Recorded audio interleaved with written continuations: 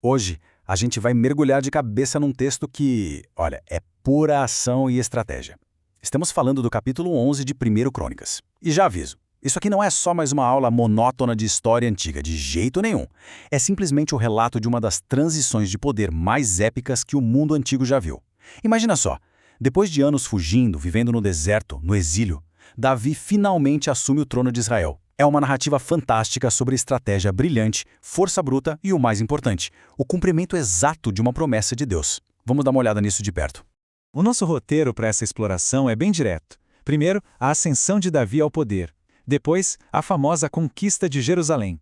Em seguida, vamos conhecer os valentes de Davi, passar por uma história impressionante sobre devoção, sangue e água e, por fim, entender o que significa ser um valente nos dias de hoje. Ponto 1. A ascensão de Davi, o verdadeiro fim de uma era. Sabe aquela ideia de que a paciência é uma virtude? Pois é, a linha do tempo aqui exigiu uma paciência política absurda. A ameaça inicial terminou de um jeito bem trágico, com a morte do rei Saul após ele desobedecer a Deus e até consultar uma necromante. Mas olha só, a transição não foi nada mágica ou imediata. Rolou um período super tenso, com o reino rachado ao meio. Isbosete, que era filho de Saul, tentou segurar o trono a todo custo. Foi só depois que essa resistência toda desmoronou que a coisa finalmente andou. Líderes de todas as tribos de Israel marcharam até Hebrom e, num consenso histórico incrível, bateram um martelo. Eles se uniram de vez para coroar Davi e cumprir aquela promessa divina. Ponto 2. A conquista de Jerusalém. Uma manobra estratégica de mestre. Com o reino finalmente unificado, faltava uma coisa essencial: uma capital. E a escolha por Jebus, que logo viria a ser a nossa conhecida Jerusalém, mostra como a mente de Davi era brilhante. Jebus era uma fortaleza lá no alto de um morro, mas o pulo do gato é onde ela ficava, exatamente na fronteira neutra entre a tribo de Judá, no sul, e a de Benjamim, no norte. Os especialistas sempre destacam isso. Pegar um território que até então era estrangeiro e neutro foi uma jogada genial para evitar ciumeiras entre as tribos. Não puxava a sardinha nem para o norte nem para o sul. Era literalmente a cidade de todo mundo. Só que tinha um baita de um problema no meio do caminho. A cidade estava cheia de jebuseus. E o pessoal lá se achavam tanto, confiavam tanto naquelas muralhas no topo do morro íngreme, que mandaram uma provocação super arrogante para Davi. Eles gritaram: "Tu não entrarás aqui!" Os registros da época mostram que eles chegaram a zombar, dizendo que até cegos e coxos dariam conta de defender Sião de tão invencível que a fortaleza parecia.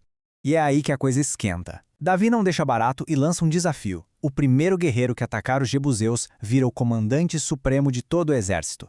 E adivinha quem assume a bronca? Joabe. A história sugere que ele fez um ataque mega audacioso, entrando furtivamente pelos canais subterrâneos de água da cidade. Ele não só ataca primeiro, como captura aquela fortaleza considerada inexpugnável. Na mesma hora, o lugar vira a cidade de Davi, e eles já começam a erguer e ampliar os muros. O reino começou a crescer rápido, e os textos deixam bem claro o motivo. O Senhor dos Exércitos estava com Davi. Agora vamos para o ponto 3. Os valentes de Davi. A verdadeira elite guerreira.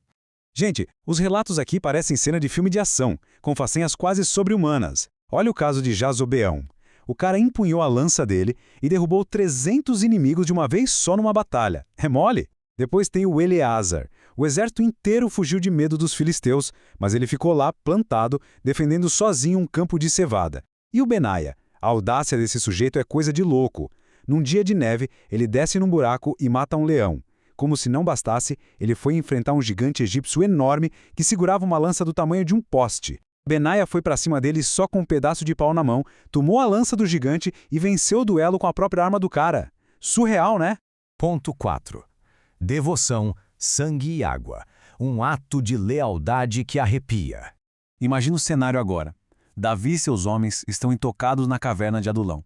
A cidade natal do rei, Belém, estava tomada por uma guarnição pesada de filisteus. Davi estava exausto de tanto lutar e acaba soltando um suspiro casual. Sabe aquela nostalgia de quem está com saudade de casa? Ele murmura algo do tipo: "Nossa, quem me dera tomar um gole daquela água doce do poço que fica lá na porta de Belém." Foi só um pensamento em voz alta, longe de ser uma ordem militar. Mas a lealdade do pessoal era tanta que 3 daqueles comandantes valentes ouviram um murmúrio. Para eles, um simples suspiro do rei era uma missão de vida ou morte. Sem avisar ninguém, esses 3 caras montam uma operação furtiva, louca e absurdamente perigosa. Eles literalmente rasgam as linhas inimigas, entram no acampamento filisteu correndo risco total de vida, vão até o tal poço na porta de Belém, tiram a água, fogem ilesos e entregam a água intacta na caverna. É uma lealdade simplesmente indescritível. E aí vem o plot twist, a quebra total de expectativa. Aqueles guerreiros esgotados entregam a água e o que o rei faz? Ele não bebe uma gota, ele se recusa. Em vez de matar aquela sede de anos, ele vira o cantil e derrama toda a água ali mesmo, no chão de terra da caverna. O que nos leva à grande pergunta. Depois de tamanho sacrifício, por que Davi derramou a água? A resposta mostra exatamente quem era Davi por dentro. Para ele, aquilo não era mais simplesmente água. Era, de forma figurativa, o sangue e a vida daqueles guerreiros. Eles tinham colocado o pescoço em risco de um jeito extremo. Se ele bebesse, estaria tratando um sacrifício gigantesco como se fosse uma banalidade mundana para satisfazer um caprichinho. Então, numa atitude de profunda reverência a Deus e um respeito enorme pela tropa, ele transforma aquela água numa oferta sagrada, derramando no chão como adoração ao Senhor. Ele entendeu que uma devoção daquele nível merecia um destino muito maior. E chegamos ao nosso 5º e último ponto.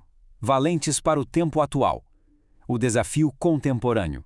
É muito interessante ver como os teólogos apontam uma virada de chave gigantesca daqui para frente. Lá atrás, consolidar um reino significava pegar em espadas, lanças e usar a força bruta para defender um pedaço de terra. Hoje, a valentia exigida para esse exército espiritual é outra história e não tem nada a ver com agressão física. As armas do momento são a palavra de Deus e a ação do Espírito Santo, todas voltadas para avançar um reino que, na verdade, é celestial. A mesma intensidade de devoção é necessária, mas canalizada para um combate totalmente diferente. Então, na prática, o que faz alguém ser um valente hoje em dia? O nosso material de estudo mostra que não é sair por aí brigando com gigantes literais. É exibir um tipo de coragem bem mais rara. É ter a ousadia de sair da zona de conforto para resgatar quem está no desespero. É saber empunhar a espada do Espírito, que é a verdade, com sabedoria. E, talvez o mais difícil, é ter a espinha ereta para continuar leal aos princípios justos quando a grande maioria da sociedade simplesmente decide abandonar tudo. O valente moderno não é uma ameaça para os outros, pelo contrário, é um destemido agente de esperança no meio do caos. Tem uma citação do teólogo histórico Richard Baxter que bate fundo e resume isso como se fosse um apelo do próprio Cristo. Ele diz assim: "Morri por eles, e não olhareis por eles. Valiam eles o meu sangue, e não valem o vosso trabalho?" A lógica aqui é esmagadora. Se os guerreiros de Davi arriscaram suas próprias vidas por um mísero copo de água para um líder humano, imagina o tamanho da dedicação necessária para cooperar com o sacrifício supremo feito por toda a humanidade. É um desafio direto contra a indiferença. A gente viu um rei assumir seu lugar, uma fortaleza estratégica ser dominada e guerreiros com uma lealdade que ecoa pela eternidade. Mas a beleza de um texto antigo é que ele sempre exige uma resposta moderna. Onde há que essa coragem, essa verdade e essa devoção precisam ser aplicadas urgentemente no dia a dia?